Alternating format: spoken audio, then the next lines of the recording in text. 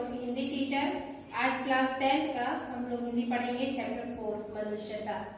देखिए चैप्टर मनुष्यता चैप्टर 4 है। इससे पहले का आप लोग चैप्टर पढ़े हुए हैं। इस चैप्टर को पैराग्राफ के अनुसार पढ़ेंगे और समझते चलेंगे। पहला पैराग्राफ है, विचार लो कि मरते हो न मृत्यु से डरो कभी, मरो परंतु यो मरो की याद जो करे सभी, हुई न यो सुमृत्यु तो वृथा मरे वृथा जिए, मरा नहीं वही की जो जिया न आपके लिए, वही पशु प्रवृत्ति है कि आप ही चरे, वही मनुष्य है कि जो मनुष्य के लिए मरे। कवि इस पंक्ति के द्वारा कहना चाहते हैं कि जो मनुष्य में जन्म लिया है उसे अपनी मनुष्यता यानी अपने मानवता का धर्म निभाना चाहिए। आप मान लीजिए कि आप मरते हो, क्योंकि जो जन्म लेता है उसकी मृत्यु निश्चित है, तो हमें ये विचार कर लेना चाहिए कि हम मरते हैं यानी मरने वाले हैं, इसलिए अपनी मृत्यु से हमें कभी डरना नहीं चाहिए। मरो, मरना तो है ही, तो मरो परंतु यूं मरो, मरिए इस तरह से मरिए कि मरने के बाद भी याद जो करे सभी, आपको मरने के बाद भी सभी लोग याद करे। हुई नहीं सुमृत्यु, सुमृत्यु यानी अच्छी मृत्यु, यानी अगर इस तरह से आपकी अच्छी मृत्यु हुई, अगर ना हुई तो वृथा मरे, आपका मरना भी बेकार और वृथा जिए, यानी अगर मनुष्य मानवता का धर्म निभाते हुए अगर नहीं मरता तो उसका जीना भी बेकार और उसका मरना भी बेकार। मरा नहीं वही की जो मरा नहीं, यानी वो व्यक्ति कभी मरता नहीं जो मानवता का धर्म निभाता है। जो जिया न आपके लिए, जो दूसरों के लिए जीता नहीं, वो कभी मरता नहीं। जो मनुष्य दूसरों की सहायता करता है आजीवन, वो मरने के बाद भी लोग उसको अपनी यादों में, अपने चर्चा में उसको याद रखते हैं। वही पशु प्रवृत्ति है, यानी जो मनुष्य दूसरे की सहायता नहीं करता, उस मनुष्य की आदत जो होती है वो पशु के समान होती है। अर्थात वही पशु प्रवृत्ति है, यानी पशु की क्या आदत है कि आप ही चरे, खुद के लिए जीता है और खुद ही खाता है, किसी की चिंता नहीं करता। जो मनुष्य ऐसे आदतों का होता है, मनुष्य पशु के समान है, यानी जो खुद के लिए सोचे, खुद का काम करे और किसी की सहायता ना करे, वो पशु के समान है। अर्थात इस पृथ्वी पर वही मनुष्य है कि जो मनुष्य के लिए मरे, यानी सही में मनुष्य वही है जो दूसरों की सहायता करते हुए मरे। दूसरा पंक्ति देखेंगे हम लोग, उसी उदार की कथा सरस्वती बखानती, अर्थात ऐसे ही उदार पुरुषों की कथा को सरस्वती अपनी किताबों में बखानती है और ऐसे ही उसी उदार से धरा यानी पूरी पृथ्वी ऐसे मनुष्य के जन्म लेने पर अपना कृतार्थ भाव मानती है। उसी उदार की सदा पृथ्वी पर सजीव यानी जिंदा व्यक्ति की पूजा या पूरा उसका कीर्ति यानी उसका जो यश है, उसका यशगान है, वो पूरे पृथ्वी पर गूंजता है। तथा उसी उदार को, ऐसे उदार व्यक्ति को ही समस्त सृष्टि में भगवान की तरह पूजा जाता है। अखंड यानी इस पूरे पृथ्वी पर आत्म भाव जो असीम विश्व में भरे, कहने का अर्थ है इस पूरे पृथ्वी को एकता के बंधन में जो बांधे पूरे विश्व में, वही मनुष्य है कि जो मनुष्य के लिए मरे। तीसरा देखेंगे पैराग्राफ, छुछान तरंती देव ने दिया करस्त थाल भी, तथा दधीची ने दिया पराथ अस्थि जाल भी, उसी नर क्षितिज ने स्वमास दान भी किया, सहर्ष वीर कर्ण ने शरीर चर्म भी दिया, अनित्य देह के लिए अनादि जीव क्या डरे, वही मनुष्य है कि जो मनुष्य के लिए मरे। अर्थात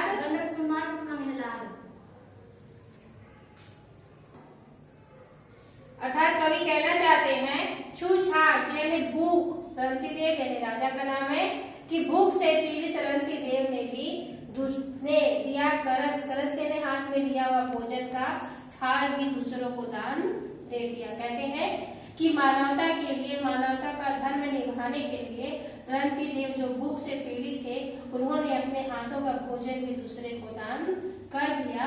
तथा दधीची ऋषि ने पराग यानी दूसरे के उपकार के लिए अपने शरीर का पूरा अस्थि जाल दान कर दिया।